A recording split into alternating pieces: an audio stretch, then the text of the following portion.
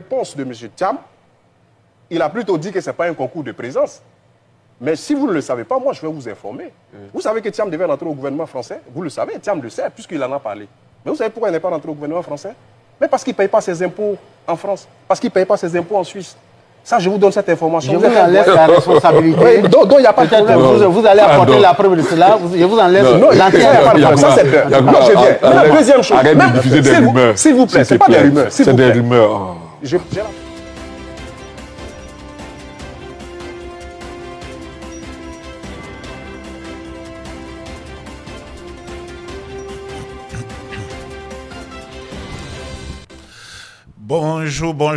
Bonjour à tous, bienvenue. Voilà une information rapide. Nous allons rétablir des faits. Les fake news, nous les combattons. Elvic TV a été créé pour cela, pour combattre donc ces informations non fondées qui sont diffusées en Côte d'Ivoire et un peu partout ailleurs pour tromper le peuple en Côte d'Ivoire sur ces chaînes de télé, comme cette chaîne que vous avez vue, NCI.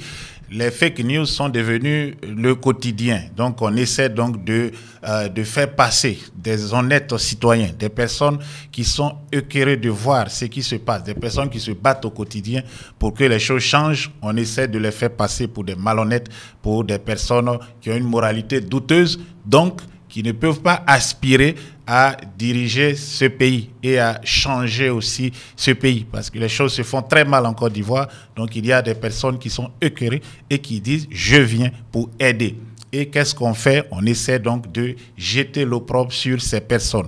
Tous les jours, il y a des accusations, des fausses accusations. Ils ne scolarisent pas leurs enfants ici. Ils ont été hors du pays depuis des décennies. Ils ne connaissent pas le système éducatif. Ils ne connaissent pas le système sanitaire.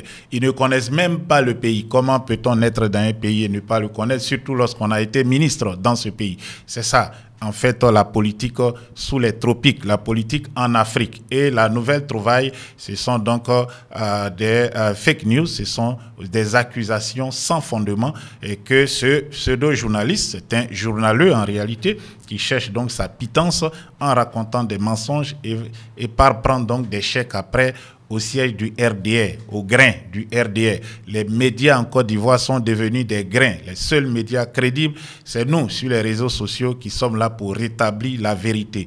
Vous avez entendu ce journaliste proche du RDR qui est donc dans un journal, et il écrit dans un journal qui s'appelle L'Avenir, un journal qui appartient au ministre de la Défense, qui est, selon des informations non encore vérifiées, est sur le starting block pour être le prochain Premier ministre, un gouvernement resserré de combat pour accompagner donc la candidature d'Alassane Dramane Ouattara. Donc ce journal, L'Avenir, qui appartient donc à Téné Birahim Ouattara, est celui qui emploie ce journaleux qui était sur le plateau à débiter donc des mensonges, des insanités. Il accuse le président Tidjane Thiam qui a quitté le Crédit Suisse avec les honneurs du conseil d'administration, les honneurs des investisseurs, les honneurs surtout des actionnaires, les honneurs aussi de ceux qui y gardaient leur argent. La banque était donc au vert lorsqu'il quittait. La banque gagnait de l'argent, elle avait des profits. C'est après son départ que la banque est tombée. En Côte d'Ivoire, parce qu'il a voulu donc participer au débat politique, on a essayé de le faire passer pour quelqu'un qui aurait commis donc la perte du Crédit Suisse. Voilà. Et tout cela, ce sont des fake news. Alors, on va réécouter ce monsieur et nous allons rétablir les faits tout à l'heure. Nous sommes sur Elvic. Je vous invite, si vous ne l'avez pas encore fait, à vous abonner et surtout à cliquer sur la clochette de notification pour recevoir les alertes. Et puis, je vous invite aussi à liker si vous aimez ce que nous faisons. Nous allons donc aller sur le plateau de NCI pour écouter ce journal. De M. Thiam, il a plutôt dit que ce n'est pas un concours de présence. Mais si vous ne le savez pas, moi, je vais vous informer. Vous savez que Thiam devait rentrer au gouvernement français. Vous le savez, Thiam le sait, puisqu'il en a parlé. Mais vous savez pourquoi il n'est pas rentré au gouvernement français? Mais parce qu'il ne paye pas ses impôts en France. Parce qu'il ne paye pas ses impôts en Suisse.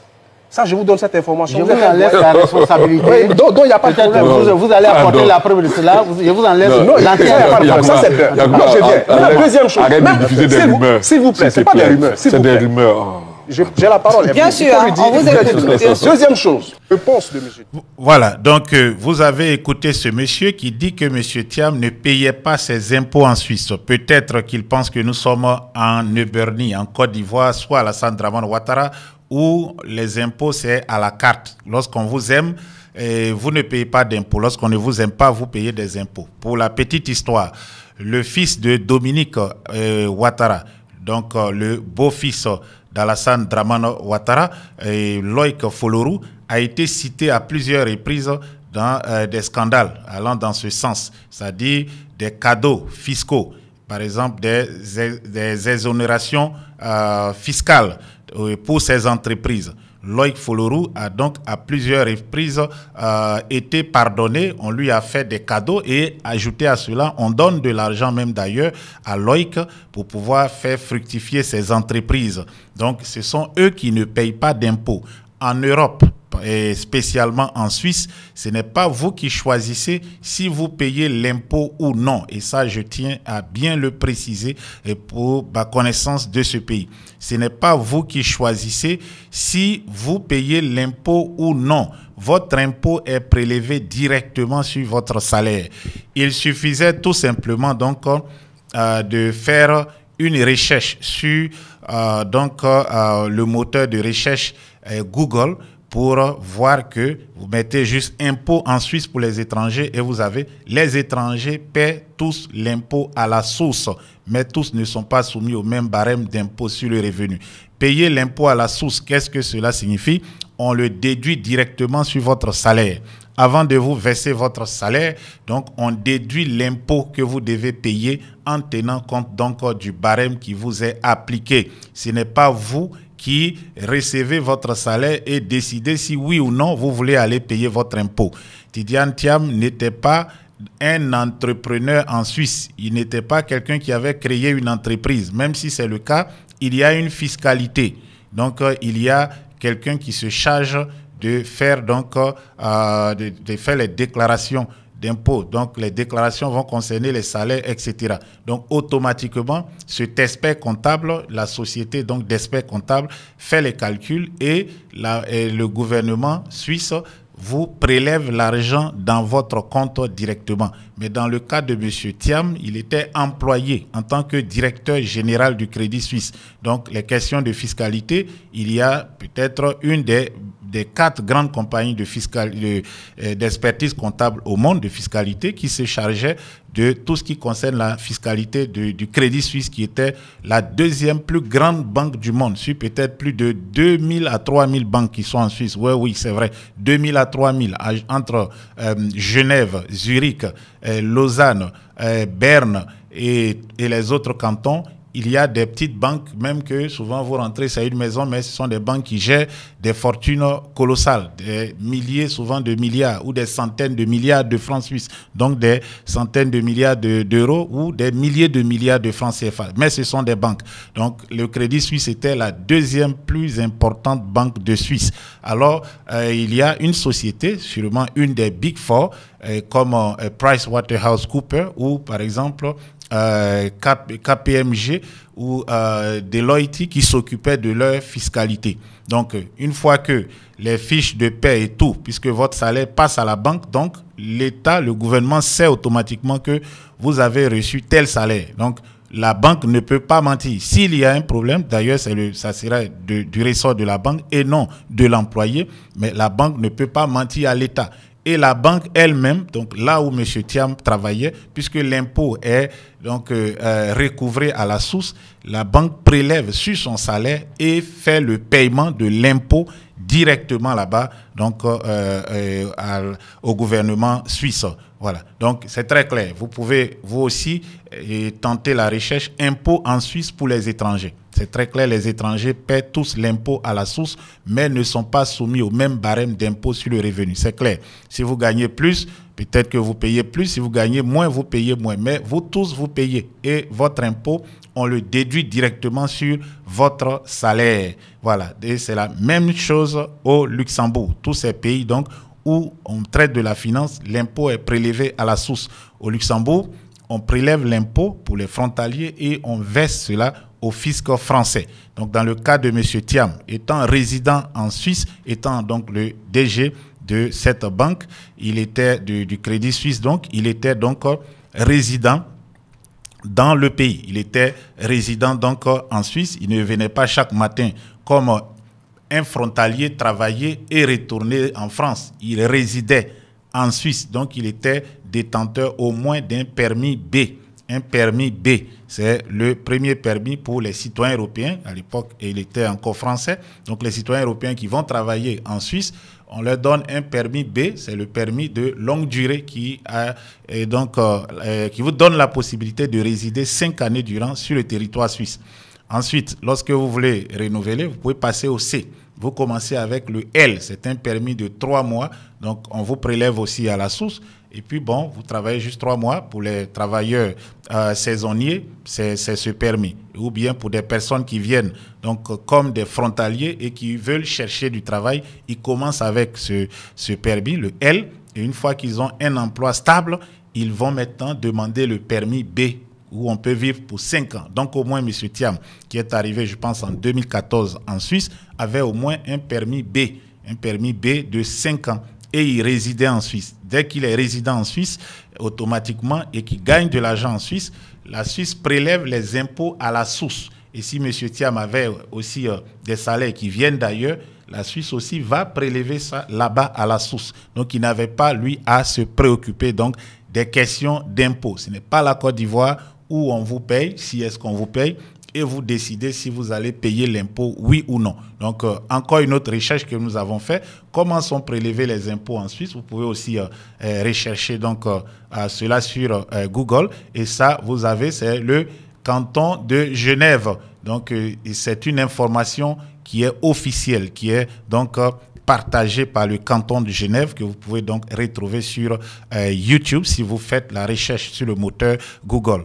Comment sont prélevés les impôts en Suisse? L'essentiel en bref. Si vous êtes soumis à l'impôt à la source, c'est comme ça, votre impôt est prélevé directement sur votre salaire par votre employeur ou votre assureur, ou bien sur votre rente par votre caisse de retraite. M. Thiam était travailleur, il était donc employé par la banque Crédit Suisse. Donc c'est le Crédit Suisse qui se chargeait de prélever directement donc l'impôt et le reverser donc à l'impôt donc de la Confédération ou à l'impôt de l'État, dans ce cas du canton dans lequel il vivait, dans ce cas le canton de Zurich.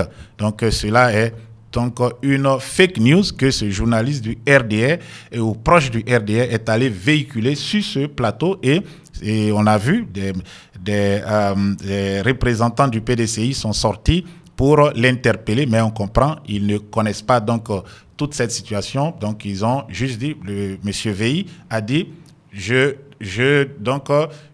conçois, tu viendras avec des preuves. Mais bon, il aurait pu réagir plus vigoureusement, car comme je suis en train de le démontrer, et ce n'est pas à M. Thiam de payer l'impôt. L'impôt est directement prélevé et c'était des milliards sûrement qu'il payait, parce que son salaire était de plus de 10 millions de francs suisses, 10 millions d'euros, plus de 6 milliards. Donc, et sûrement qu'il payait autour de 8-10. Donc, on parle de plus de 600 à 500 millions. Et puis, lorsque M. Thiam a abandonné le Crédit Suisse en 2020, il avait sa maison de Zurich que vous voyez là. Ça, c'est un article d'un journal de Zurich. Donc, lorsque M. Thiam abandonne donc la banque, il pense donc à vendre sa maison parce qu'il se préparait peut-être déjà pour venir en Côte d'Ivoire. Donc, en 2022, bon, c'est déjà, qui est-ce qui publie? C'est le journal le Zürcher Zeitung. C'est un quotidien qui est vendu à plus de 16 500 exemplaires et c'est l'un des plus anciens et l'un des plus respectés de Zurich. Ce qui veut dire que ce n'est pas un journal qui raconte donc des mensonges comme l'Avenir. En Côte d'Ivoire, l'Avenir qui appartient à Téné Birahima Ouattara, 10 photocopies. Donc, le journal donc, Zürcher Zeitung publie dans son quotidien du mardi 2 août 2022. Donc, vous pouvez retrouver cela sur leur page à 21h26. Donc, la villa infortunée de Tidiane Thiam au bord du lac de Zurich vendue. Donc, on nous signale ici que le 2 août 2022, donc au début du mois d'août, M. Tidiane Thiam a vendu sa maison. Donc, c'est très clair. Nous sommes en 2022. Donc, 2 ans après son départ du Crédit Suisse, M. Thiam vend donc un bien immobilier en Suisse. Si ce bien est vendu, automatiquement aussi, et celui qui fait la vente prélève donc les impôts sur cette maison directement aussi à la source. Donc au moins jusqu'en 2022, M. Thiam a payé un impôt en Suisse. Et durant tout le temps qu'il a passé en Suisse en tant que directeur du Crédit Suisse, son impôt, donc l'impôt sur son salaire, était prélevé à la source. C'est ce que nous dit ici cette page donc du canton et de la République de Genève, le canton de Genève. Voilà, ge.ch Suisse. Vous pouvez vous aussi aller faire donc des recherches pour confirmer que tout ce que le RDR dit, ce sont des fake news. Ils n'ont absolument rien. Donc rien de quoi accuser donc le président Tidiane Thiam, le président du PDCI RDA, donc vont passer le temps à divulguer des fake news. Si vous en trouvez, n'hésitez pas à nous les envoyer. Nous allons faire le fact-checking et puis nous allons aussi publier pour que les Ivoiriens ne tombent plus jamais dans, je dirais, dans la pomme du mensonge, des colporteurs de fake news qui sont payés gracieusement avec les ressources de notre pays, la Côte d'Ivoire. Il a plutôt dit que ce n'est pas un concours de présence. Mais si vous ne le savez pas, moi je vais vous informer. Vous savez que Thiam devait rentrer au gouvernement français. Vous le savez, Thiam le sait puisqu'il en a parlé. Mais vous savez pourquoi il n'est pas rentré au gouvernement français? Mais parce qu'il ne paye pas ses impôts en France. Parce qu'il ne paye pas ses impôts en Suisse. Ça, je vous donne cette information. Je vous enlève la responsabilité. Donc il n'y a pas de problème. Vous allez apporter la preuve de cela. Je vous enlève l'entière. Ça, c'est non, je viens. La deuxième chose. Arrête de diffuser des rumeurs. S'il vous plaît. Voilà, donc vous avez... Voilà, donc vous avez écouté donc ce frère, vous voyez, c'est le ridicule sur les plateaux de télé en Côte d'Ivoire sont tous devenus des grains. Nous sommes là pour combattre cela, la manipulation par l'information et puis surtout le fait de penser que dans un pays, tout le monde est analphabète, ça ne marchera plus. Je vous invite donc à vous abonner pour pouvoir donc recevoir les alertes et les notifications quand nous sommes en direct, quand nous faisons une nouvelle vidéo. Et puis aussi, si possible, n'hésitez pas donc à liker. N'hésitez pas à liker et partager massivement cette vidéo. On se retrouve tout à l'heure pour de nouvelles vidéos. C'était Isaac Kofi et ciao ciao.